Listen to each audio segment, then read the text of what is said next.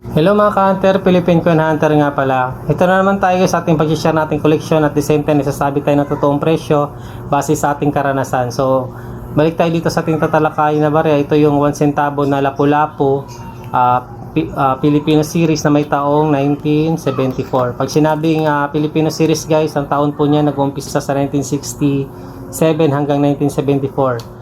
So dito sa ano na to guys, sa Lapu-Lapu na to, sorry nakalimutan kong presyohan nito, pero hindi to siya naglalayo sa 20 pesos hanggang 30 yung bili ko noon.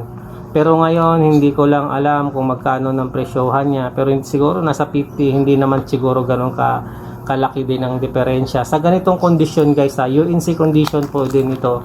Ito yung parang aluminum na barya. Ayan.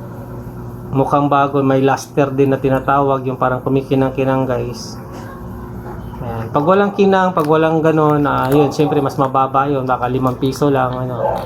Depende na lang dun sa kondisyon din. Nagre-range na siguro sa 5 piso. Pag walang luster na tinatawag, o yung hindi na bago, kung may gas-gas na. Kasi ito yung pinaka madaling magasgas na barya guys, yung mga aluminum.